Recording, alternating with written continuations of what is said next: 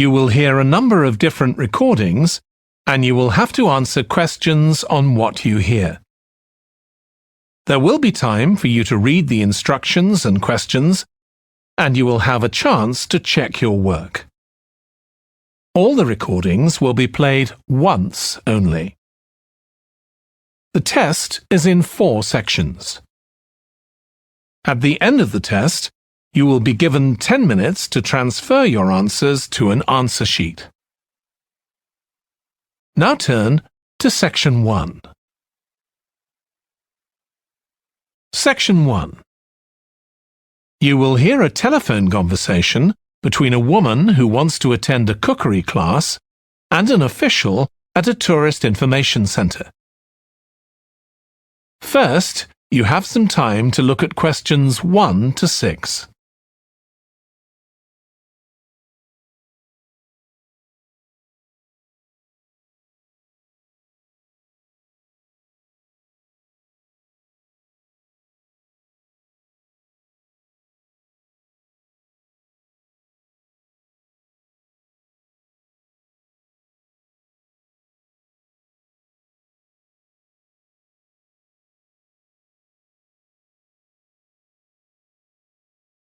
Now we shall begin.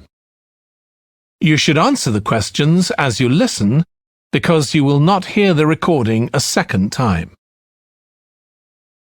Listen carefully and answer questions 1 to 6. Hello, Tourist Information Centre. Mike speaking. How can I help you? Oh, hi. I wanted to find out about cookery classes. I believe there are some one-day classes for tourists. Well, they're open to everyone, but tourists are always welcome. OK, let me give you some details of what's available. There are several classes. One very popular one is at the food studio. OK. They focus on seasonal products, and as well as teaching you how to cook them, they also show you how to choose them. Right, that sounds good. How big are the classes? I'm not sure exactly, but they'll be quite small. And could I get a private lesson there? I think so. Let me check. Yes, they do offer those. Though, in fact, most of the people who attend the classes find it's a nice way of getting to know one another. I suppose it must be, yes. And this company has a special deal for clients where they offer a discount of 20% if you return for a further class. OK, but you said there were several classes. That's right. Another one you might be interested in is Bond's Cookery School. They're quite new. They just opened 6 months ago, but I've heard good things about them. They concentrate on teaching you to prepare healthy food, and they have quite a lot of specialist staff.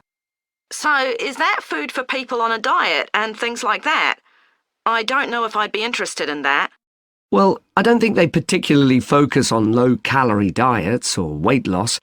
It's more to do with recipes that look at specific needs, like including ingredients that will help build up your bones and make them stronger, that sort of thing. I see. Well, I might be interested. I'm not sure. Do they have a website I could check? Yes, just key in the name of the school. It'll come up. And if you want to know more about them, every Thursday evening they have a lecture at the school. It's free, and you don't need to book or anything. Just turn up at 7:30. And that might give you an idea of whether you want to go to an actual class. Before you hear the rest of the conversation, you have some time to look at questions 7 to 10.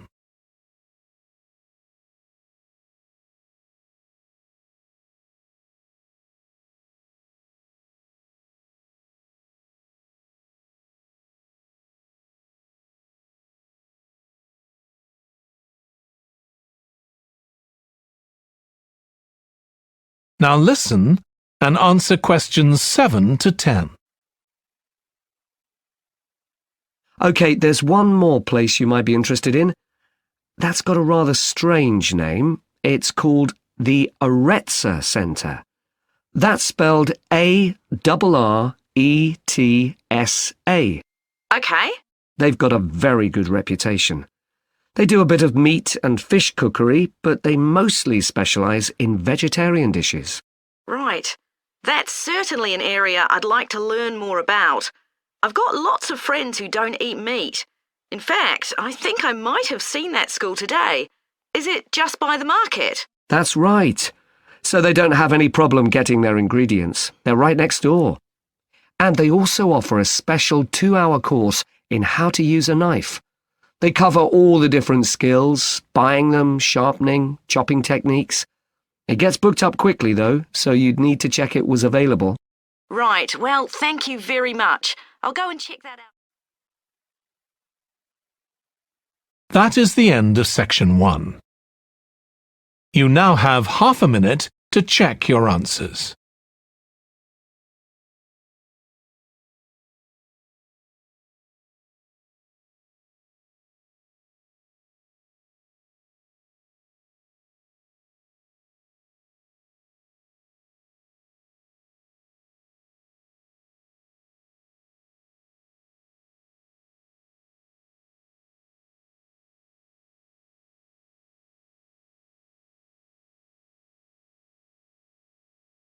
Now turn to section 2. Section 2. You will hear the chairman of the Highways Committee of Granford speaking to members of the public about proposed changes to traffic and parking in the area. First, you have some time to look at questions 11 to 13.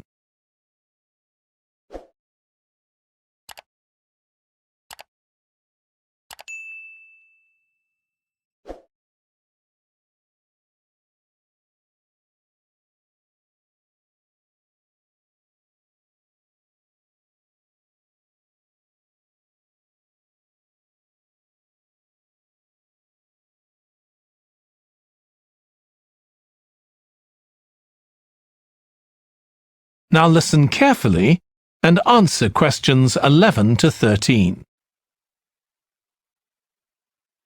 Good evening, everyone. My name's Phil Sutton, and I'm chairman of the Highways Committee. We've called this meeting to inform members of the public about the new regulations for traffic and parking we're proposing for Granford. I'll start by summarising these changes before we open the meeting to questions. So, why do we need to make these changes to traffic systems in Granford? Well, we're very aware that traffic is becoming an increasing problem. It's been especially noticeable with the increase in heavy traffic while they've been building the new hospital. But it's the overall rise in the volume of traffic of all kinds that's concerning us. To date, there's not been any increase in traffic accidents, but that's not something we want to see happen, obviously. We recently carried out a survey of local residents, and their responses were interesting. People were very concerned about the lack of visibility on some roads due to cars parked along the sides of the roads.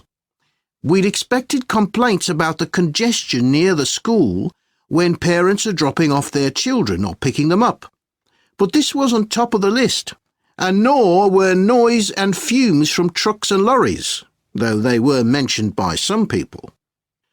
We think these new traffic regulations would make a lot of difference, but we still have a long way to go. We've managed to keep our proposals within budget, so they can be covered by the council. But of course it's no good introducing new regulations if we don't have a way of making sure that everyone obeys them. And that's an area we're still working on with the help of representatives from the police force. Before you hear the rest of the talk, you have some time to look at questions 14 to 20.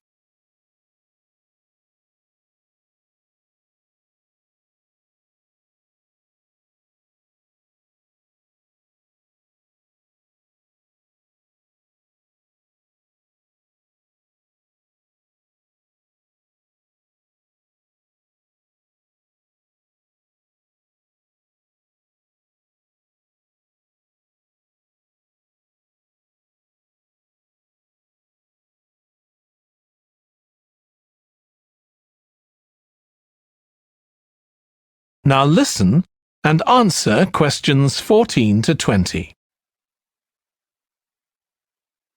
OK, so this slide shows a map of the central area of Granford with the High Street in the middle and School Road on the right. Now, we already have a set of traffic lights in the High Street at the junction with Station Road, but we're planning to have another set at the other end at the School Road junction to regulate the flow of traffic along the High Street. We've decided we definitely need a pedestrian crossing. We considered putting this on School Road just outside the school, but in the end we decided that could lead to a lot of traffic congestion. So we decided to locate it on the High Street, crossing the road in front of the supermarket. That's a very busy area, so it should help things there. We're proposing some changes to parking. At present, parking isn't allowed on the High Street outside the library, but we're going to change that and allow parking there, but not at the other end of the High Street near School Road. There'll be a new no parking sign on School Road just by the entrance to the school, forbidding parking for 25 metres. This should improve visibility for drivers and pedestrians, especially on the bend just to the north of the school. As far as disabled drivers are concerned, at present they have parking outside the supermarket, but lorries also use those spaces, so we've got 2 new disabled parking spaces on the side road up towards the bank. It's not ideal, but probably better than the present arrangement. We also plan to widen the pavement on School Road. We think we can manage to get an extra half metre on the bend just before you get to the school, on the same side of the road. Finally, we've introduced new restrictions on loading and unloading for the supermarket, so lorries will only be allowed to stop there before 8 a.m. That's the supermarket on School Road. We kept to the existing arrangements with the High Street supermarket. OK, so that's about it. Now, That is the end of section 2. You now have half a minute to check your answers.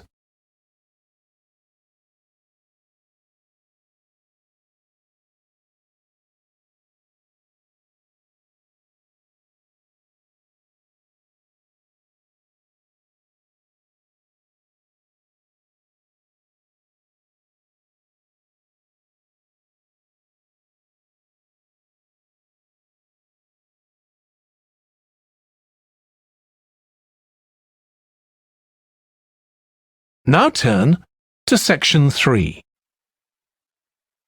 Section 3. You will hear 2 biology students called Emma and Jack discussing an experiment they are going to do together. First, you have some time to look at questions 21 to 25.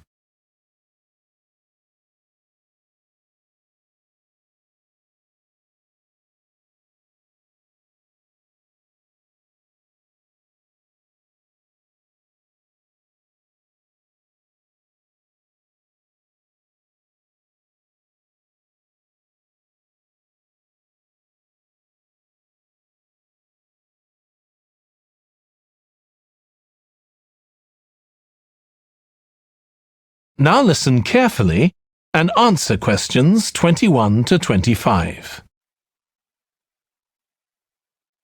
We've got to choose a topic for our experiment, haven't we, Jack? Were you thinking of something to do with seeds? That's right. I thought we could look at seed germination, how a seed begins to grow. OK. Any particular reason? I know you're hoping to work in plant science eventually. Yeah, but practically everything we do is going to feed into that. No, there's an optional module on seed structure and function in the 3rd year that I might do. So I thought it might be useful for that. If I choose that option, I don't have to do a dissertation module. Good idea. Well, I thought for this experiment, we could look at the relationship between seed size and the way the seeds are planted. So we could plant different sized seeds in different ways and see which grow best. OK. We'd need to allow time for the seeds to come up. That should be fine if we start now. A lot of the other possible experiments need quite a bit longer. So that'd make it a good one to choose. And I don't suppose it'd need much equipment. We're not doing chemical analysis or anything. Though that's not really an issue. We've got plenty of equipment in the laboratory. Yeah, we need to have a word with the tutor if we're going to go ahead with it, though. I'm sure our aim's okay.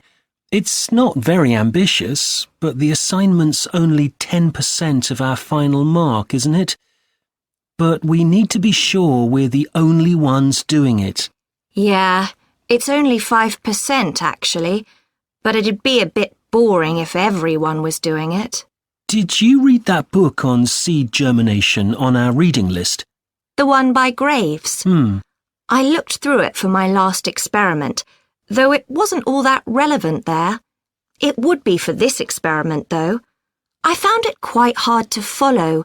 Lots about the theory, which I hadn't expected. Yes, I'd been hoping for something more practical. It does include references to the recent findings on genetically modified seeds, though. Yes, that was interesting.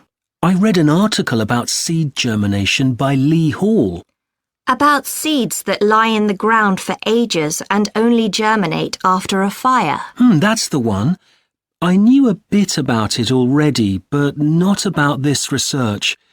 His analysis of figures comparing the times of the fires and the proportion of seeds that germinated was done in a lot of detail.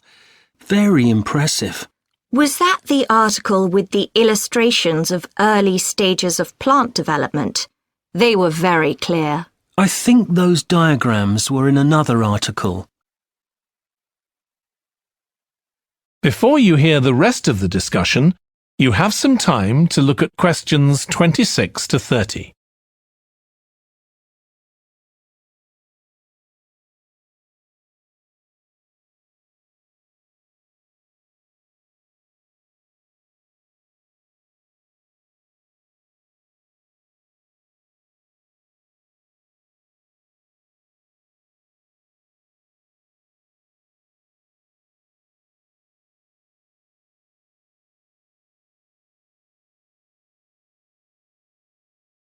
Now listen and answer questions 26 to 30.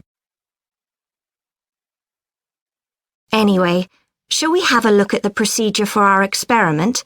We'll need to get going with it quite soon. Right. So the first thing we have to do is find our seeds.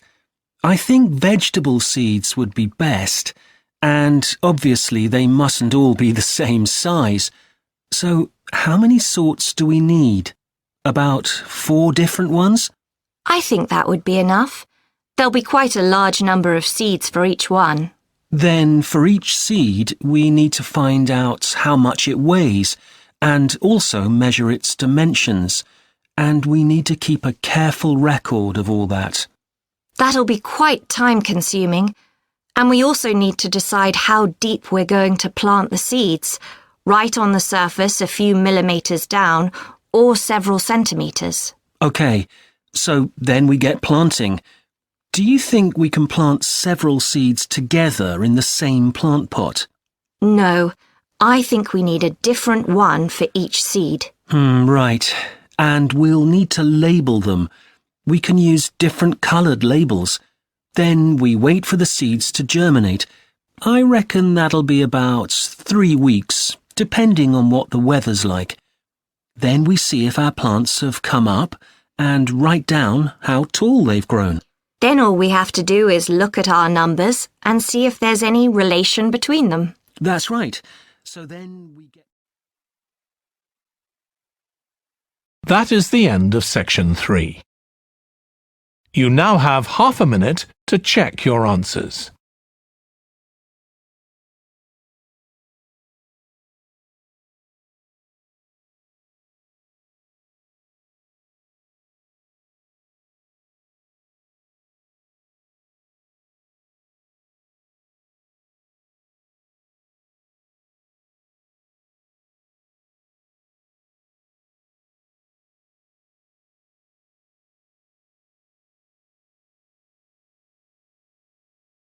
Now turn to Section 4. Section 4. You will hear part of a lecture on an environmental studies course about recent research on how animals are adapting to urban environments. First, you have some time to look at questions 31 to 40.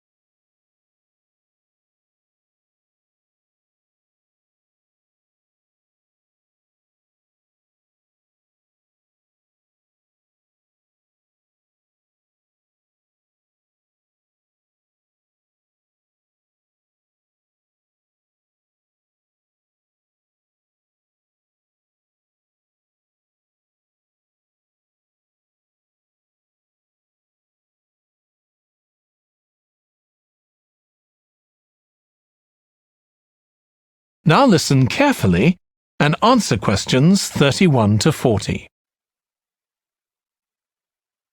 Hi.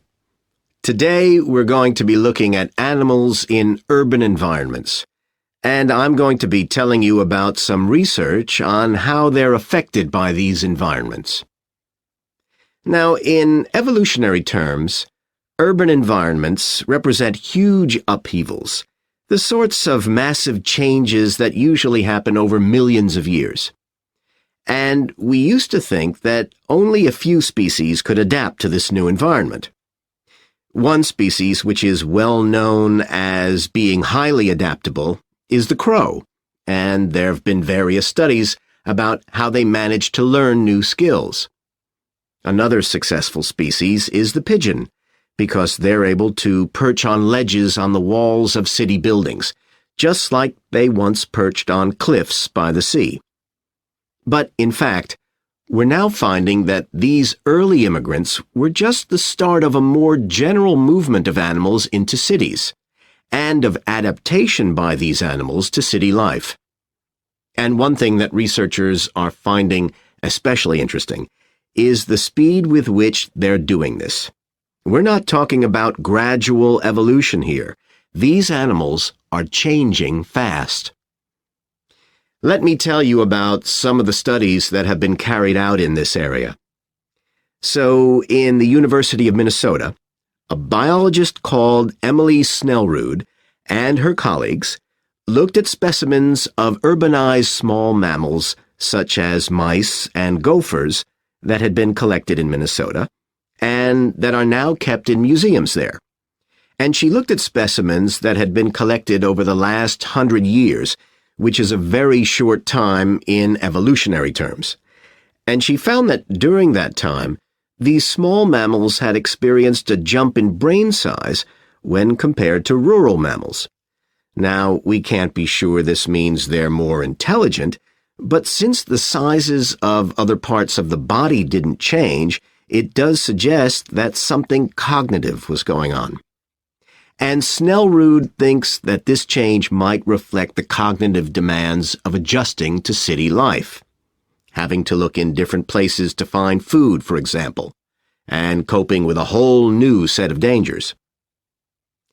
Then over in Germany, at the Max Planck Institute, there's another biologist called Katharina Miranda, who's done some experiments with blackbirds living in urban and rural areas, and she's been looking not at their anatomy, but at their behavior.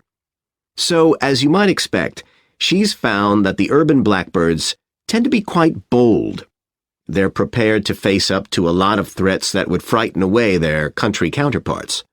But there's one type of situation that does seem to frighten the urban blackbirds, and that's anything new, anything they haven't experienced before. And if you think about it, that's quite sensible for a bird living in the city.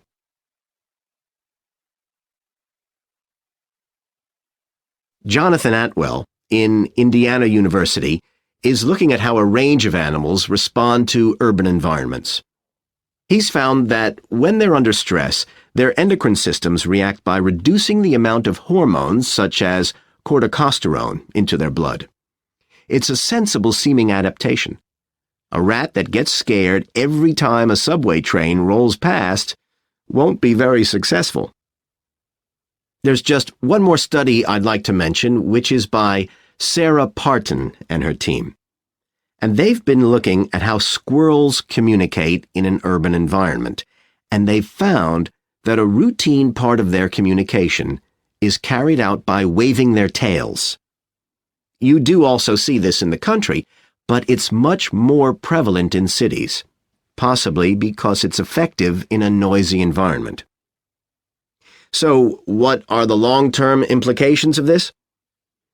One possibility is that we may see completely new species developing in cities. But on the other hand, it's possible that not all of these adaptations will be permanent. Once the animals got accustomed to its new environment, it may no longer need the features it's developed. So now we've had a look at adaptation. That is the end of section 4. You now have half a minute to check your answers.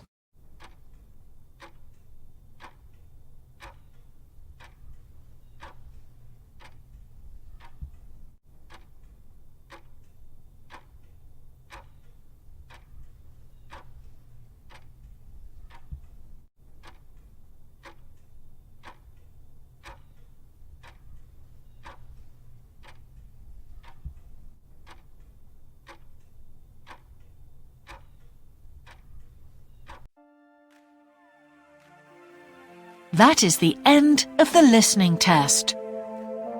In the IELTS test, you would now have 10 minutes to transfer your answers to the answer sheet.